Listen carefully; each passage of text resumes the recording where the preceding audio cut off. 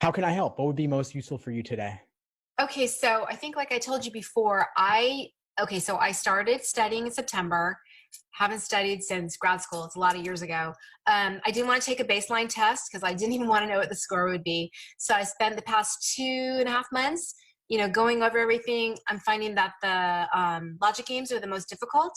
I haven't studied for a week because it's been Thanksgiving and everything. So right now I want to like regroup, and I would like your advice on how to start again now being familiar with all of the different sections. What would be the best way to start again and specifically work on the logic games in terms of being able to make the inferences that are necessary from the very beginning. So it's like, I know it's a lot of stuff, but yeah. Well, taking a week off isn't a huge deal. It's not as if you're totally starting from scratch. And as you said, you already have a good baseline familiarity with the different sections. And so if you want to focus on games, just jump right in and focus on them. If you find that a certain game type gives you more trouble, like a lot of times students will find grouping more difficult than ordering, just jump in with grouping. Do grouping games by type. You could do in-out games, splitting games, matching games, then advance to the more difficult ones after that. Okay. And I saw your last post, and there was like a whole bunch of new games in there that you created. Yeah. Okay. So I'll be using those. I mean, I have all of the the booklets and everything like that. So I've been working on those. Some of them, I feel like I'm like the learning curve is going up, and then all of a sudden, boom, like, oh my God, now I can't do anything. I don't know why that is, but I'm gonna go back and, be determined to start again with that. In terms of making the inferences, so I'm pretty comfortable with the setups now. I'm comfortable with the symbols. I pretty much know how to set up any kind of game, even the like really random games. But I have a hard time, just really being able to, notice them from the start, like where, to put the whole piece of the game together. Like that's really difficult for me. I have to, like a lot of times I have to go back and do it one by one. So I'm not really sure how to. The tougher games take practice. The games progress in a general order of difficulty in my study plans. And so if you feel like you're getting it and then you're hitting something harder, that's by design in a way. I wouldn't want to throw anything too difficult at you too early. Okay. And so I try to build a certain momentum into the plans where it's going from easier to hard, but I'm starting off with the easiest stuff. Okay. And then let me ask you, so do you think at this point it would be a good idea to take a baseline test? I haven't taken a full, 4-hour test yet. When's your target test date? I'm thinking June. I want to give myself a lot of time. Yeah. I was thinking April, but I don't know. I really am starting to think like, I don't know if I'm gonna be ready by April. Yeah, then I don't think you need to take one yet. I would rather you build a strong foundation in each section of the exam before you go on to full-length exams. Yeah, because I'm afraid I'm going to get discouraged and be like, I don't know if I can do this. Like I'm not really aiming for, in the 170s, but I would like to, my target is 160 if possible. So.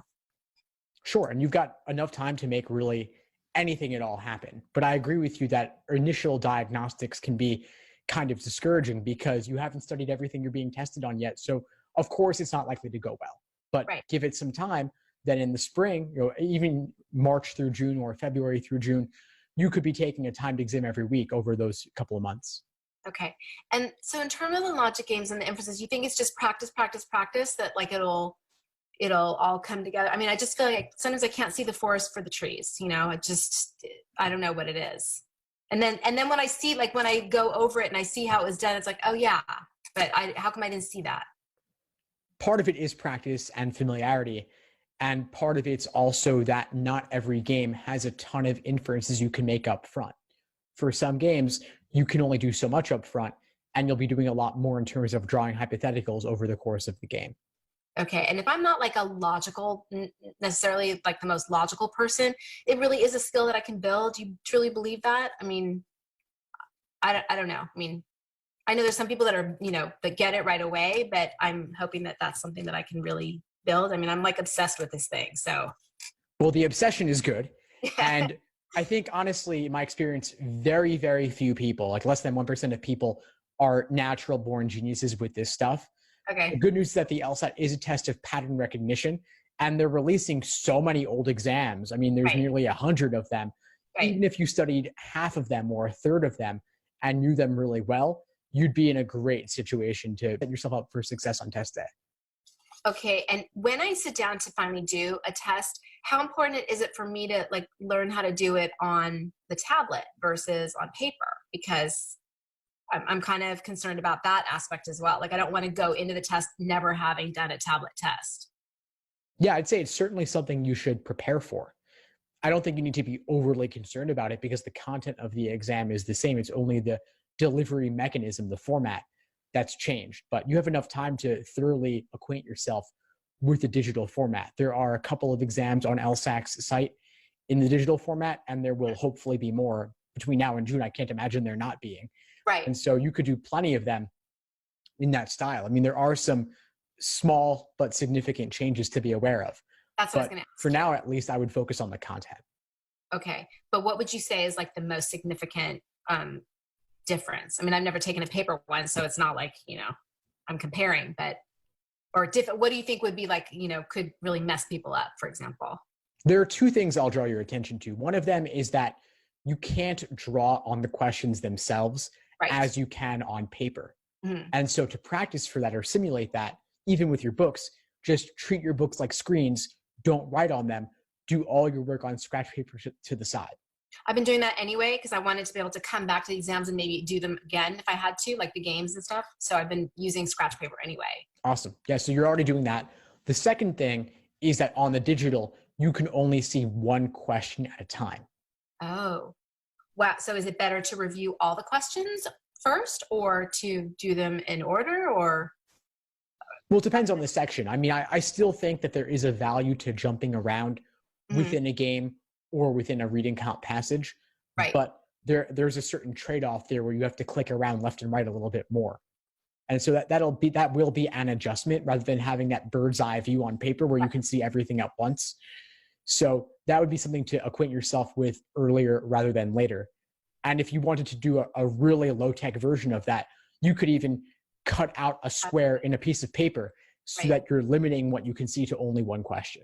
Right. I think that would be the most problematic would be in the reading comprehension, not necessarily in the logic games, because I like when I do the reading comprehension, I'm kind of looking at the overall picture anyway, because some of the questions help you get answers for the other questions. Exactly. Yeah. And so that's where jumping around could be useful. But on the digital, it's not as if it's that hard to see the other ones. You just have to tap left and right or click left and right. Okay. So your advice to me would be if I'm like at this point, knowing that I have until June, if I really feel like I want to tackle logic games, I could just focus on logic games because I feel like I'm kind of, the other ones, the other two sections, like reading comprehension for me is the easiest one. The analytical reasoning is problematic, but it's okay. So I feel like with a couple, since studying with that, I'd be fine. But the logic games is like really my, my weakest area. So you would recommend to me that I just focus on that and until I feel more comfortable and then move on and come back, or because I feel like I'm neglecting the other stuff. Yeah, I'd say you could make the games your predominant focus, like maybe spend 60% on games, 20 on reading comp, 20 on logical reasoning. Something like that ratio, because you don't want to get rusty on the others, and there is room to improve and build your familiarity with those sections. But games is the lowest hanging fruit, and it's actually the most perfectible section. And between now and June, you could theoretically do every game ever released. There's no reason you couldn't. And if you really devoted yourself to it and were obsessed with it, as you said, then there's no reason you can't perfect it.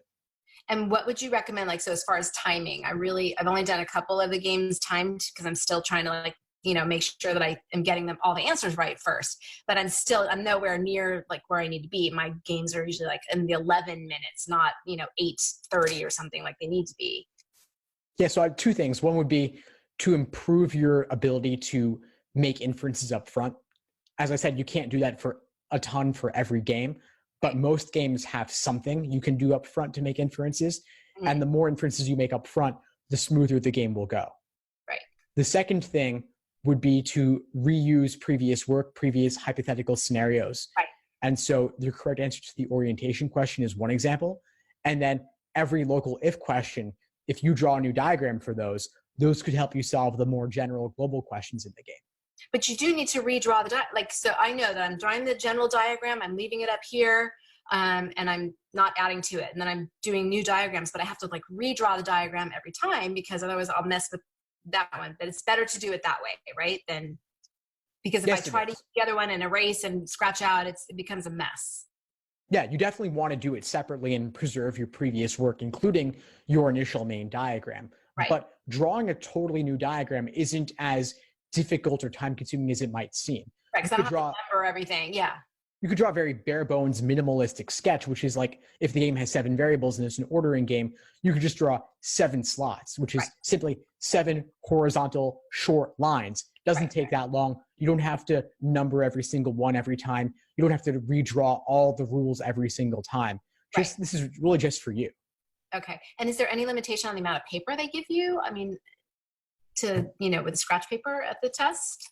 Yeah, they give you a booklet. It's about 12 to 14 pages, 8.5 by 11 online. So it's not unlimited, but it's still more than you'll probably need.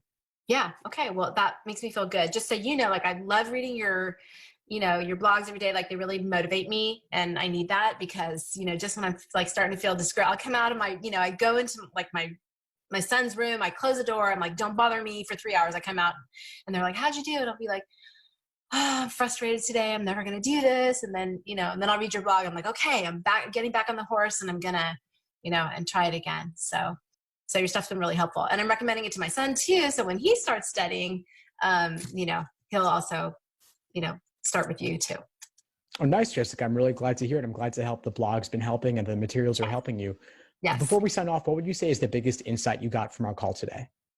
I would say just like you reassuring that what I'm doing is the right way. Like I feel like, okay, I'm not so lost. And just the fact that you're agreeing with what I was thinking in my head and that there, really was no big disconnect was very reassuring. Awesome. Well, please keep in touch and let me know if I can help in any ways you move forward. Will do. Thanks for tuning into the show. Please subscribe if you haven't done so already to be notified of new episodes as I release them. And feel free to reach out if you need anything at all as you move forward with your prep. I'm happy to help however I can. In the meantime, I wish you all the best and take care.